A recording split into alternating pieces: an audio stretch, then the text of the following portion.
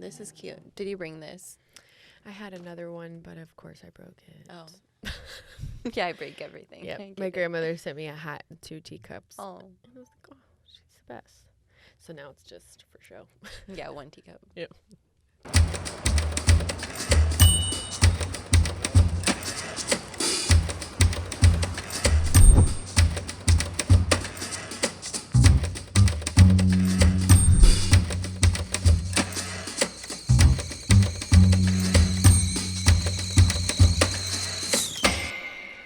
Hello, everyone. Welcome back to another episode of Tea with Abbie. This is season 2, episode 3, and I'm so excited to have my guest here as she was probably one of the first entrepreneurs I connected with at Capital Factory when we started our accelerator program. Welcome, everyone. Give her a big shout out. Her name is Daniela DeStefano. That's right. Yeah, you said it right. Cheers. Thank you. Welcome. Cheers. Happy to be here. I'm so happy you're here because I feel like you were one of the first people I was able to connect with during that first week of just sheer terror of, oh my gosh, we are really diving into starting our company. So before we get too much into the tea, would you tell our audience who you are and what you've created and what you do? Great. So I'm Daniela DeStefano Pachon, and I am the co-founder and COO of TripLoop. And TripLoop is an app software for group tour operators to manage and communicate with their travelers. They can share their itinerary, have chats, have kind of like a social feed, and it all works offline because we've enabled offline mesh networks, which basically uses a Bluetooth on your phone to send messages and updates and so forth. That's so important, especially when you're traveling international and you might not have Wi-Fi or things like that. What sparked this business idea? How did you guys get started? Yeah, so if you think about it, like we've really entered the digital age for traveling. In the past 10 years, you can think about how you used to travel and how you travel now. Mm-hmm. And your smartphone has become the most essential part for your traveling purposes. So it's kind of along that line. But my co-founder and husband, Diego, actually went on a trip with 45 high school students through 13 countries in Europe. And he had to manage them with other coordinators and realize that there's a lot of inefficiencies and repetition of information. And that through your smartphone, you can solve a lot of these communication coordination frictions that there are along the trip. So from that, we kind of designed TripLoop, and our other co-founder joined, which is our technical co-founder, whose name is also Diego. And then we went on this whole, journey of talking to more tour operators, talking to teachers, and realizing that this is not just, a one group problem, but it was an industry-wide problem, it still is. And yeah, we've been working ever since. And since then, we've closed a partnership with one of the largest tour operators in the world, which is the Japan Travel Bureau, and the largest student tour operator in the U.S., World Strides. So, woohoo! Yeah. That's brilliant. So, like a timeline, how long have you guys been on this journey? Yeah, so in 2016, we started kind of 2017 more officially because we started as student founders in the University of Texas. Wow. Yeah. And we were kind of in an accelerator there. That's with Capital Factory, with the founder of Capital Factory, Josh Baer. Mm-hmm. So he's a teacher for that class. Oh, cool. And we really loved what we were doing. We believed in it at that time. We had validation since day one from our customers. Investors and all of that are always going to sit in front of you and be like, when you don't have anything yet, they're going to doubt what you're doing. But if you have customers from day one, you know that what you're doing is actually solving something for someone, so you don't give up. Right. And then once we graduated in 2017, that summer, we went into it full-time. And I mean full-time. Instead of looking for a job, I drove Uber. I sold alcohol.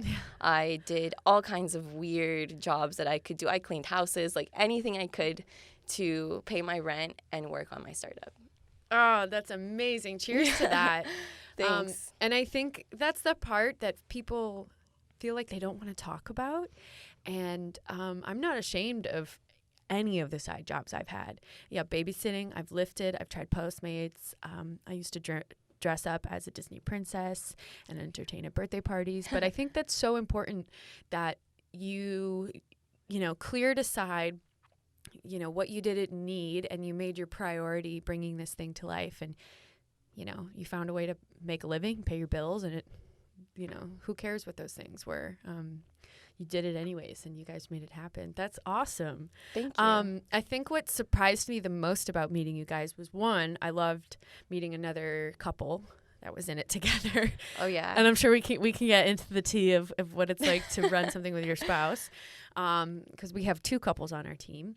But then also that, you guys started as students and in the middle of getting your degrees, which from, what I remember getting my degree, I'm like, I would have never been able to balance a business.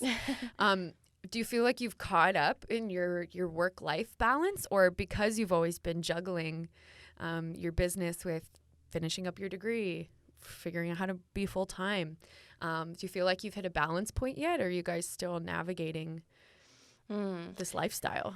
Yeah, I think we're never going to hit a balance point. Like, I've settled on that's never going to happen because I have this personality of wanting to do everything. So, and that sometimes leads to unhealthy lifestyle. So Sure. I would love to say that I work out and eat well and work and all of this, but that only happens on some days, Sure. like I wish that was every day, but some days I literally sit at my computer and then I look out and it's nighttime and I'm like, oh, okay, I forgot to eat and get up today. So that is hard. But also at the same time, I am used to juggling a lot of things. So a long trip loop, I also lead Austin's community of travel innovators. And every month we host an event, a pitch night, a breakfast, happy hour.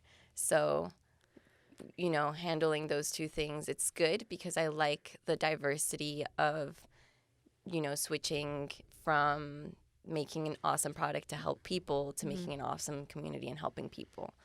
That's beautiful. Yeah, it as long as there's a way of helping people and there's going to be a conversation that I have with someone where they're like, this is what I've wanted my whole life, or this is actually really helping me, it's all worth it, Yeah. all the burn. Yeah, absolutely. How do you and Diego balance working together as co-founders and operators? Is he the CEO? Yeah, he's a CEO. Cool. So how do you have you figured out a way to switch off work mode, or do you think you guys are always kind of very early on, because we have a third co-founder as well, this experience of it's late at night, Albert rolls over and he's like, oh my God, I want to talk about this business idea. And I'm like, no, we can't. Georgie's not in bed with us. Let's wait until the morning. How do you guys, balance being married, but also working together every day? Yeah. So the most important thing for us has been communication.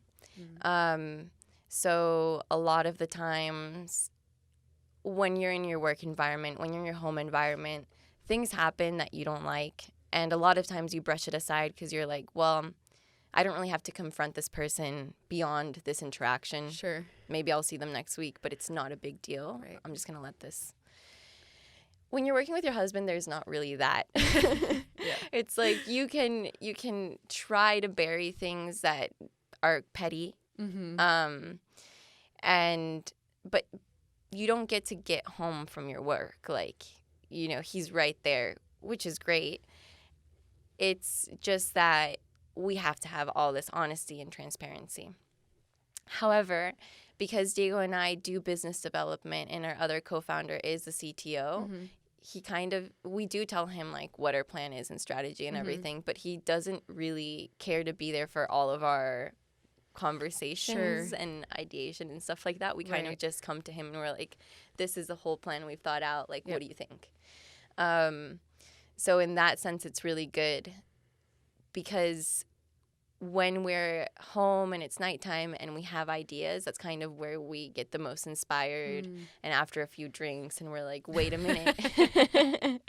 We got it. Yeah. We figured this out, like, or eating dinner or a full day. Like last week we were in Washington, D.C. with some clients. So the whole day we're interacting with them. And then a few hours passed. We went to dinner and we had this great idea. And so that kind of stuff is fun. But when there's problems and you keep wanting to, like, you roll back around to the problem, that's been hard. And I think the healthiest thing to do is literally to stop and be like, we can't solve this today. We can solve this maybe tomorrow, but it's nighttime at this point.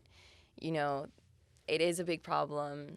It does feel terrible, but our mental health comes first. Of course. So just drop it. You know? Yeah. I think that's smart, having that boundary of knowing when to put something to rest, sleep on it. Let's come back to it tomorrow.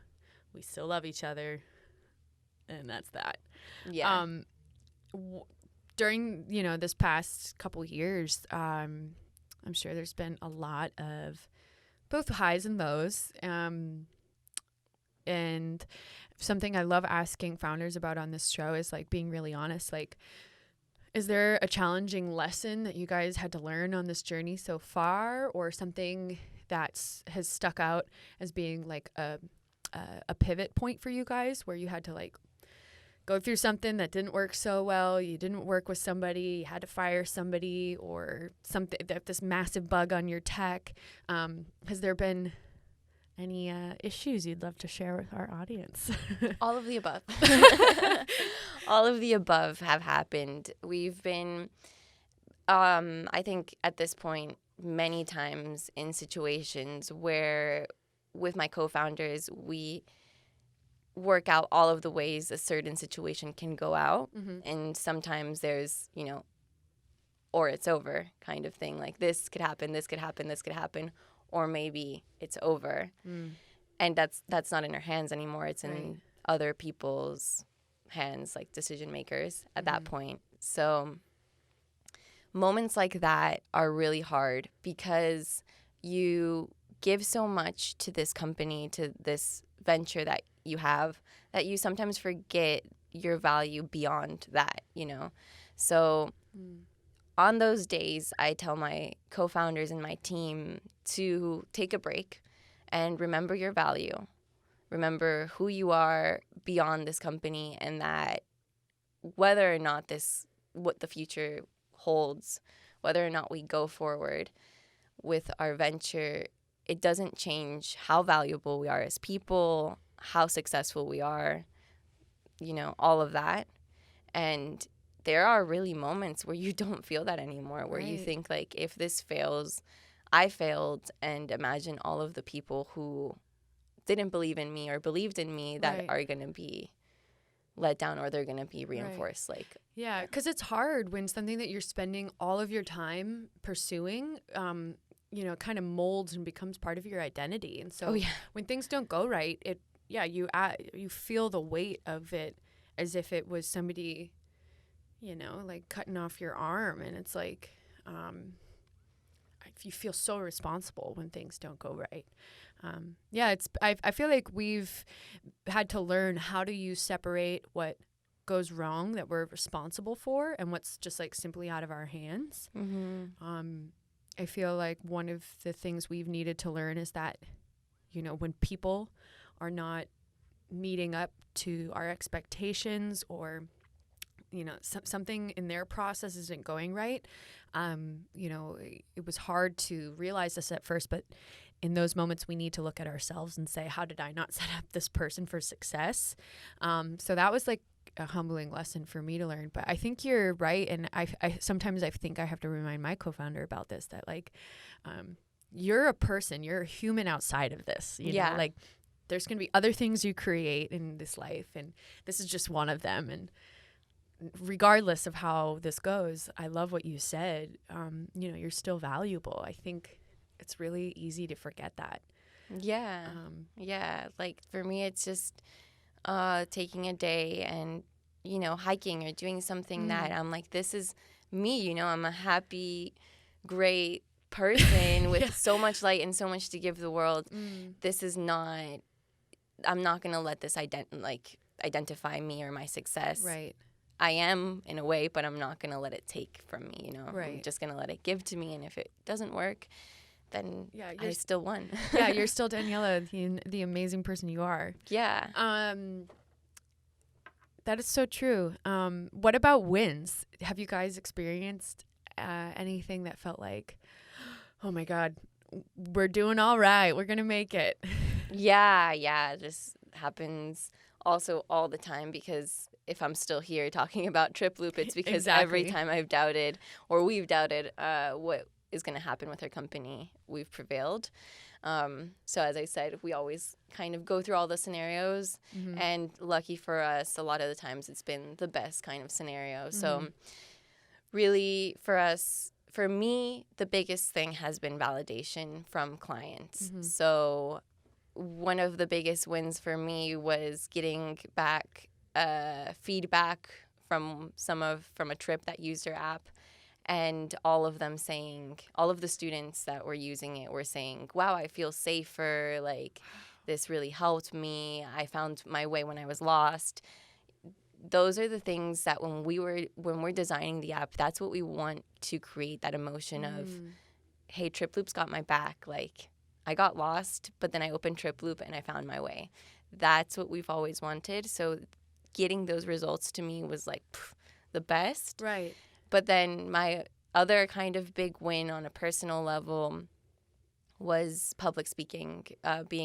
So I think I've told you this, and I tell women all the time that if you're a co-founder and you're a woman, you should really be on the stage. Yeah. Because that gives you this competitive edge and all of these great things. But also imagine other women that are sitting there watching you pitch. Because when I started to pitch, my biggest problem was I didn't know how women were supposed to pitch, because I didn't ever see women pitch. I didn't know how they walked, body language, how they got their voice. Like, I know how guys do it, but I don't want to be a guy. I want to be a woman pitching. Right. So that was really hard. I think we judge ourselves a lot. So when we're on a stage, we think people are looking at our body or our hair or like our makeup or things that, no one's looking at that. People are thinking about what you're saying. Right. But you think that, so you get yourself in this psychological kind of cycle of fear and anxiety. So I went through all of that, got coaching classes, and I still get really nervous. But I've gotten to the place where I've pitched in, a stage in New York, a stage in like Lucerne in Switzerland, in Silicon Valley, and hundreds of people, mainly men, and gotten off the stage and thought like I did good, Yeah. And that's big personal win. Isn't that so true? I don't think men are getting on stage at all and being like, oh my God, everybody's staring at my tucked in shirt or like something like that. Or my butt. Yeah, but like instantly women are trained to first feel all these physical insecurities, and it's hard to shed those so that you can walk on stage or in front of an investor and feel credible and knowledgeable. And it's just wild that that's exactly what I was thinking the first day we pitched here at Capital Factory. It was like how I looked. Yeah. Not like what information I was sharing, And I think if women just realized if they can free themselves from those insecurities, how powerful they are. The hardest thing about this most recent chapter has been how much our presence affects productivity. And so we haven't gone, we stayed here for the holidays. We haven't traveled anywhere. Albert hasn't gone anywhere since April. And I'm talking okay, we went to Wimberley, we've gone to Dallas, but we haven't left Texas. And I'm starting to feel the strain of Texas a bit, and it's the same weather, the same all the time, and I'm craving some inspiration. Mm-hmm. And I'm lacking that right now because I'm in the same environment 24/7. And I know how important it is to me, not just as a creator, but like as a human. Fortunately, where I was raised, it's, you know, the Northeast is so compact that you can travel about an hour and a half in any direction and be in a completely different place, where it's the ocean, the city, Vermont, New York. There's just so much variety. And with that, I was able to be really spoiled in getting to constantly experience new cultures, new foods, new things, shows, art, you know. And down here, it's a lot of repetition. Like there's just Austin. Yeah. There's like nowhere else to go. We love Austin. Nothing, you know, we're so grateful to Texas for all the opportunities it's brought us. But who we are as humans, like our hearts need variety to feel inspired. Yeah, you gotta take a break, even if it's just like a few days, to enhance your productivity. Actually, like you need it when you're feeling uninspired like that. It's like you really have to take some vacation. And yes, those days you're gonna miss out on some work, but you're gonna come back so refreshed that you're gonna like work two times better. And I'm sure you guys are in the same boat where it's like you're kind of working every day. Yeah, but being in the travel industry, we travel, so there's a thing. You get that little bit of a word I hate. It's called pleasure. Business, leisure, travel. It's not quite a vacation and it's not quite business. It's like in the middle. Yes, it's like you're gonna go to New York for a pitch, but you're gonna stay the weekend to enjoy, you know, kind of thing. Oh, I like that. So we do that. We're definitely moving towards that because by the third quarter this fall, we want to start like really connecting back to the Northeast and the just huge amount of creative professionals that we are connected to up there. And at that point, we should have, you know, a really great working technology, and it will allow us to be a little bit more remote in our operations. So I'm really, really looking forward to getting to that point. And ultimately, that's why I'm part of this. I am not trying to create something where I clock in Monday through Friday here in Austin. Like I'm not ashamed to say I want to create some autonomy for myself. Like, you know, like that's why we're working so hard to do this. Yeah. It's a sacrifice right now, short term for like long term payoff, hopefully. Right. It's an investment. Huge investment. What do you think in terms of investment? And, you know, you guys, I've seen you pitch at one of the competitions here, and you were phenomenal, by the way. I know that when you shared that with me about how uncomfortable you were at first with pitching, I was like, I would have never guessed that, because I think you bring a really calm and approachable presence on stage. But how has navigating this space as a woman in investor looking for investment or partnerships, do you feel like you're ever up against, like, what in terms of the travel industry, what's like one of the biggest obstacles for you guys? Yeah, and thank you, by the way, because I think you're awesome at pitching too. Actually, you're one of like the best examples I've seen. So thank you. That means a lot. And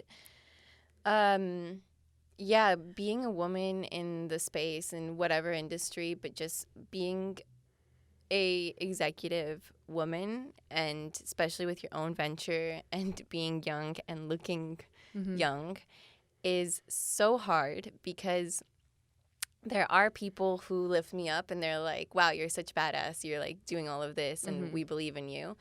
And then there's people that are in the middle that say, hey, you're a badass and you're probably going to fail on this one, but then after this, you're pure gold, which I hate. Yeah. And also, but it's like a weird backhanded compliment where you're like, thanks, but no. Right? Wrong. Like, okay, challenge accepted then. Yeah, get out of my way. Yeah. And then there's finally like the people that are like, you're a little girl and you're in over your head and all of that. So, or, you know, walking into a room of investors and it's just 15 men and I'm the only woman and I'm in a dress and I just feel like something here doesn't belong, and that's me.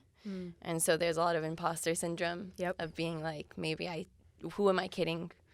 There's days where I wake up and I'm like, why would it be me who would be successful in this? Why would I deserve this? All of what imposter syndrome is. And in case someone doesn't know what that is, it's the sensation of thinking that you don't belong or you don't deserve something because of social labels or discrimination. So I'm a woman, I'm Latina, I'm an immigrant. I have so many things that in a societal kind of view shouldn't amount to huge success or won't amount to huge success. And because of that, I feel like an imposter sometimes, which is wrong. And no matter how I wake up that day, no matter if I wake up feeling like I don't deserve it or if I wake up feeling like $1,000, I still have to walk into that investor room or that meeting with all the confidence in the world, secure about what I'm doing, and whether they say yes or no, and most of the times they say no, walk out of that meeting still like $1 million, being like, well, fine. What do you do to get yourself to the headspace of being like, okay, I got this? Do you have any tricks or things you do? I think like I have like a mantra, and it's to be tenacious and gracious. Yeah. So the tenacious aspect of that, when people tell me I'm tenacious or anything like that, I take it as a huge compliment, because it's like the way I see that is being kind of this crazy leader that is ready to take risk and ready to, and really hungry and ready to do anything to get where they want to get. And the gracious part of that to me is the heart. The I'm upset that you did this, but I'm going to hug you and we're going to walk forward together. So I repeat that a lot. And then another thing that really pushes me is that at this point, we're a team of like 7 people. And when I think about and then I also have an advisory team of like 5 amazing, very successful people. So when I think about all the people that have worked on our product, that have put in all these hours, and it kind of boils down to this sales meeting or this investment meeting. It's so much bigger than me at that point, that it doesn't matter how I'm feeling. I need to shut those voices out, because when I needed my CTO to develop this feature in 2 weeks because that's what the client wanted, he did it. He put on his pants and he did it. When I needed our design team to make something or anything like this, people come and do what they're supposed to do. So I think of them and I love them. I love my team. And I think it doesn't matter how petty I'm being. This is, for them. I think of my family coming here and sacrificing everything that they did so that me and my sister have the opportunities that we have. And I think this is for them. So every time that I feel, I'm like getting emotional, that I feel not strong enough, I think about who my team is, my culture, my family, and I'm like, I have to be strong. It doesn't matter. Like, this is bigger than me, Yeah. Thank you for being so vulnerable and open. I feel that there's no better way to kind of wrap up this episode with that feeling of be tenacious and gracious. I love that so much. And it comes back to that feeling of being gracious, how it does remind you that, you are strong enough and you can keep going. So thank you so much for sharing that with us. Thank you. Yeah, I know. Well, I think we're coming to the end. This is the part called our statement sip. I don't know if you had planned to bring that saying, but to me that really stands out as the statement sip of the day. So this is what we do. We take our cups. We're going to look directly into the camera, and we're going to say the statement sip to be tenacious and gracious. And then we'll cheers and take a sip of our tea. Okay. All right? All right. To be tenacious and gracious. Oh, I said cheers first. Now take a sip. Oh my gosh. That episode was incredible. I hope you enjoyed it. Thank you so much, Daniela from TripLoop. How do we find your product? So you can go to triploop.com. Cool. Or you can follow our Instagram, or you can email me directly at Daniela@triploop.com. I hope I don't regret that. Don't make me regret that. All right. Thank you so much, everybody. That's another episode of The Tea. We'll see you next time. Bye. Thank you. Woo! Thanks so much for watching Tea with Abbie. Be sure to click subscribe and smack that like button so you can stay tuned. Smack that like button. See that like button? Smack it. Thanks so much for watching an episode of Tea with Abbie. Be sure to click subscribe and smack that like button so you can stay tuned with new episodes all year long. And if you want to learn more about Blended Sense, visit us at our website, www.blendedsense.com, or follow us on social at Blended Sense or at blendedsense.io. See you next week.